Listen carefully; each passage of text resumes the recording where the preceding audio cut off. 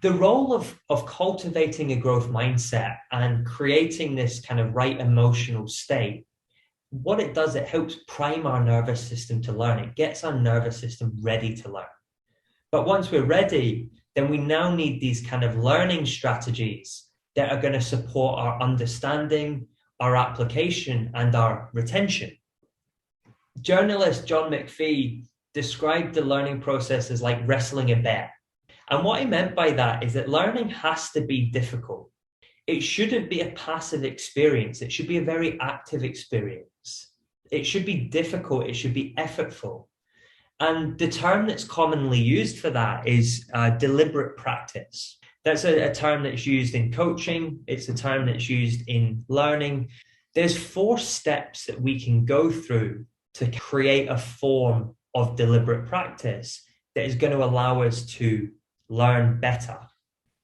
So the first one is we want to be able to reflect and connect. Okay, so learning requires a foundation of prior knowledge. If there's no existing knowledge, you want to try and connect it to knowledge that you do have through an underlying concept or an alternative demonstration of a skill. And a really basic example of this is if you think of a squat, you don't need to have done a squat or know what a squat is to really understand a squat. Because if you've ever sat down and stood up onto a chair, then you know what a squat is. So you can connect what the knowledge is to someone's prior experience so that they generate a better, or so that you generate a better understanding of the material. Now, once you've connected it, you can start to layer on more complexity. So the more that you can piggyback new information off existing knowledge, the greater retention that you're actually going to have. The second thing we need is active involvement. As an adult, as we mentioned, learning can't be a passive experience, but in some cases we do choose to make it one. You're trying to learn a presentation, or think back to when you're cramming for your exams at school. What's the approach that most people take to studying? Most people, when they're trying to learn, they just go through this process of reading and practicing or rewriting over and over and over and over again. It's what we actually call rote learning. And then after you've read it enough times, you begin to think that you've learned the material. The problem with rote learning is it actually gives rise to what we call the familiarity bias, in which we mistake fluency with a text, because we've seen it so many times, with mastery of its content. So although familiarity might be high, and that might be enough to get us through a 30-minute presentation, for example, retention of that information is low. So then if you ever need to remember that information ever again, you're probably not going to. You would then need to use more active learning strategies, like some of the things we're going to go through. Then we want to be able to force mistakes. So we know, and you hear it over and over again, mistakes are absolutely essential to the learning experience. If you can put yourself in a position to make mistakes, it's going to create a level of stress that supports neuroplasticity, that supports the changing of your brain. Often with mistakes, in the short term, it's going to feel like you're not improving, but it's actually really, really important for long-term development and long-term retention. Now, it also helps provide us with context in which we have an understanding of what is good and what is bad. Once you've learned how to squat, how do you know when you've done a bad rep? If you do a bad rep of a squat or any movement, you can feel what is good and you can feel what is bad. But the way that you create that context is by making mistakes. You've felt enough bad reps and you've felt enough good reps to be able to distinguish between the two. So ultimately, it gives us that feedback and it gives us that information as to what it is, whether or not we can do it well, whether or not we've done it, we need to improve. The caveat towards making mistakes is that we need, or they're only beneficial when you actually receive feedback about them. Feedback might be internal, like the squat, in which you feel whether it's right or wrong. But feedback might be external, like if you've quizzed yourself, checking the answers to make sure that you got the answer right. This allows you to kind of calibrate in which you identify what went well, what could be done to improve it, and you start to be able to recognize your strengths and your weaknesses, which can help guide your future learning. There's some core strategies that you can use that are going to really help support this deliberate practice and support this journey of reflect and connect, actively learn, force mistakes, and gather feedback. There's going to be a bit of crossover within all of them, but they're ultimately all going to support both cognitive and motor skill development. So the first thing, I want you to take a moment and think about everything that we've covered so far. And I want you to jot down, what are some of the key concepts that have stood out for you? What are some of the terms or the ideas that are new to you? And how would you define them in your own words?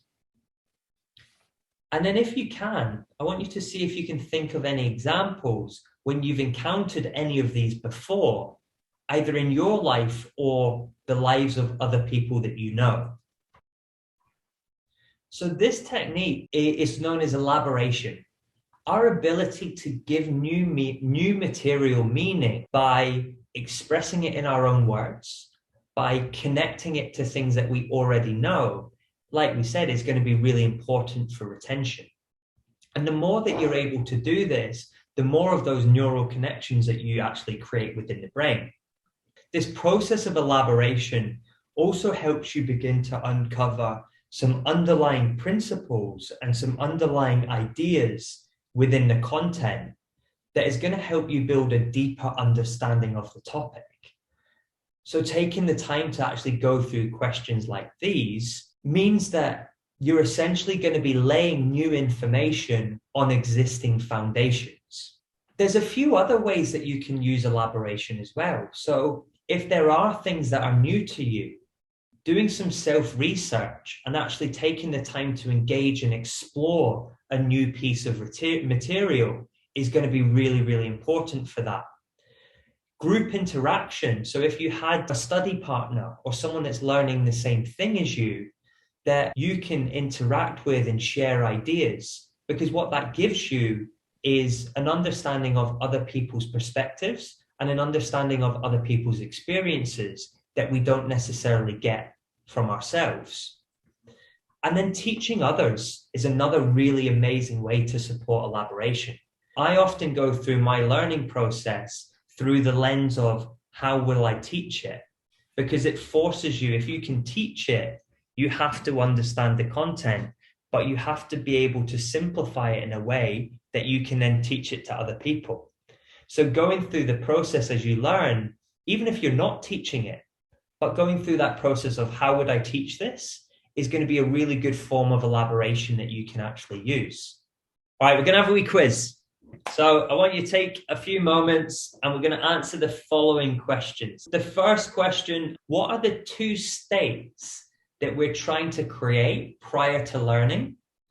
And what is one strategy that we can use to create them?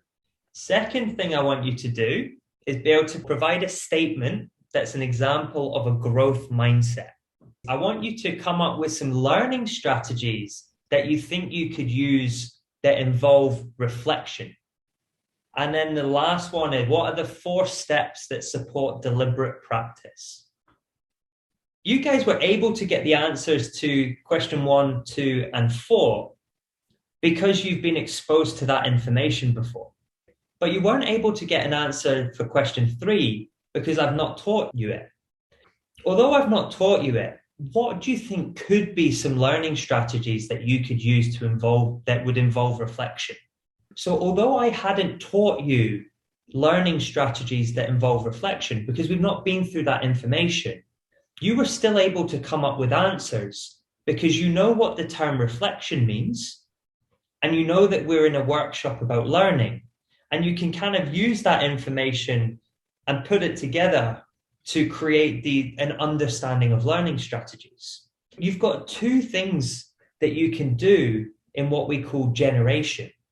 Okay, so generation, the first question 1, 2, and 4 were what we call active recall. when you've been given the information and then you have to try and recall the answer. Now, the third question about reflection is another form of generation in which you've not been given the answer, but you have to problem solve to try and figure it out. And these two strategies are both really, really good for learning. The one where you have to come up or problem solve the answers is a bit more difficult to do if you're learning on your own, which means you're going to focus mostly on active recall. And active recall has been shown to be much more effective than just reviewing and just reading over and over and over again. So once you familiarize yourself with some information, using simple strategies such as free writing everything that you remember, quizzing yourself similar to what we did there, or even using like flashcards can be really important to help you engage with the information as well as to force mistakes. Okay, let's say you're learning Spanish on Duolingo.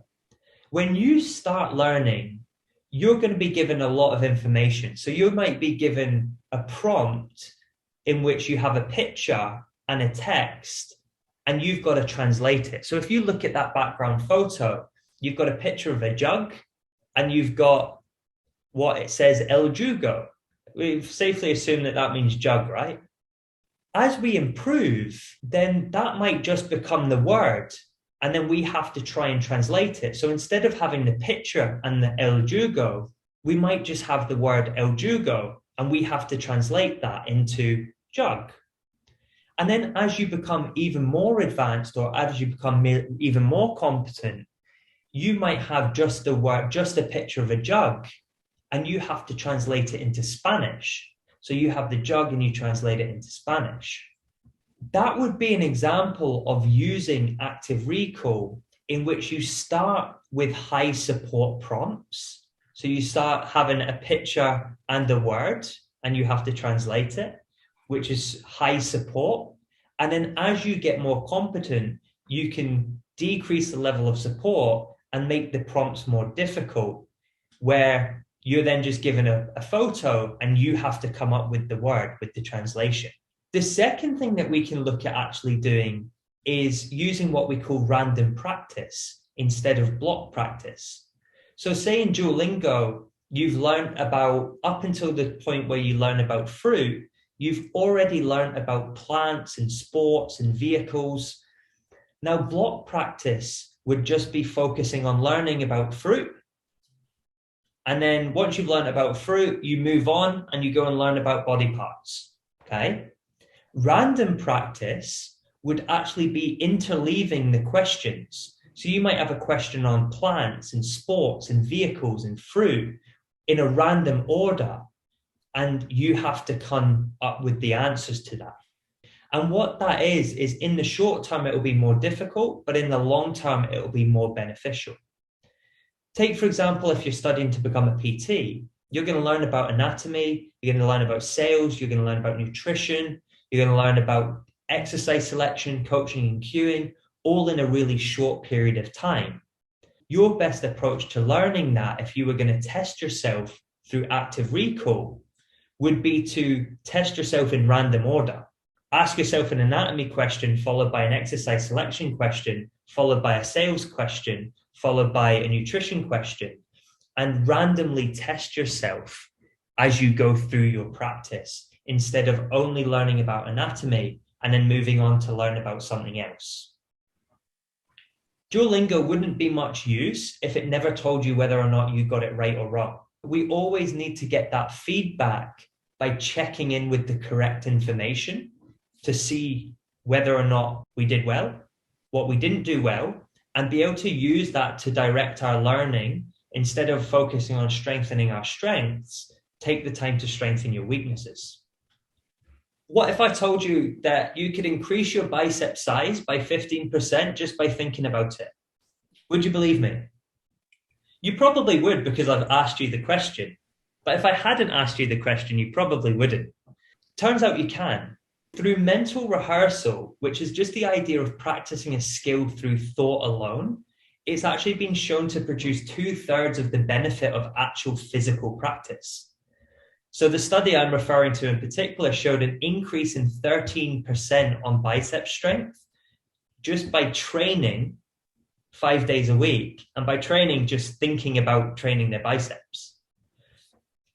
Which kind of goes to say, if you're in a gym and you're exercising, there is a lot of value in not just going through the motions with the exercise, but actually thinking about what it is that you're trying to do, what muscles you're trying to engage, because then you're going to get physical practice, but you're also going to get mental rehearsal as well, which is going to give you even better results. This idea of mental rehearsal is a form of what we call reflection. Reflection it involves feedback, it involves an amazing amount of cognitive processes that all support learning. And we can do reflection through mental rehearsal, like we've discussed, which actually engages the same neural pathways as if we were actually doing the exercise. We can observe others. So as part of our Cert 3, Cert 4, we encourage students to shadow classes and PT sessions. And in doing so, in being able to observe other people and based on their knowledge, they can begin to identify why the PT might be doing what they're doing, what they might do differently if they were coaching. And it exposes them to loads of different scenarios and contexts that they can draw upon when they're starting their journey and actually working with clients. And the third part is actually to have a bit of a reflection practice. Taking the time to learn from the experience at the end of a practice or at the end of the learning session is absolutely key. And you can do it in 4 really simple steps. And I do this at the end of a day. So I journal at the end of the day. I do this at the end of a year when I goal set. I do this at the end of a learning session. And you can just kind of change these questions to fit the context. If you can look at your achievements, so what it is that you did well, or what were the wins or what you achieved, you can then look at your challenges, so what you struggled most with. You can move into looking at your lessons, so what you actually learned from it and what opportunities you have moving forward. And then you can look at your actions in terms of what you would do differently next time and how it would be different. If you can go through this process whenever you learn a skill or whenever you do some studying or revision, is by testing yourself using a quiz, you're going to realize what you did and what you didn't do well. And then you can develop lessons and actions based on that using this reflective process, which is really going to help. The best example of this that I can think of is, does everyone recognize this picture? Yeah, it's Sully, who was played by Tom Cruise, who miraculously landed a US Airways flight on the Hudson River. Sully started his aviation career flying single-engine crop dusters. He then found himself flying jet fighter planes, and then he actually moved into a career in which he investigated commercial airline disasters. So he had quite an expansive career, and his experience led him to working with different types of airplanes, and all of these airplanes were used for different purposes. That direct experience that he had, particularly the one in which he spent time understanding why airplanes crashed and how they could have avoided it, combined with his structured training as he learned to become a pilot and observing others within the cockpit and within kind of his general environment, meant that although he didn't know it, he knew exactly what to do when he was faced with a potential disaster. Because he had seen it before, he was able to, in an instant, reflect on all of these experiences and use it to make an educated decision that ultimately saved hundreds and hundreds of lives through this reflective process of observing, rehearsal, direct experience, and came out with a sensational, miraculous outcome. All of these 3 strategies are really, really good for the 4 kind of components of deliberate practice.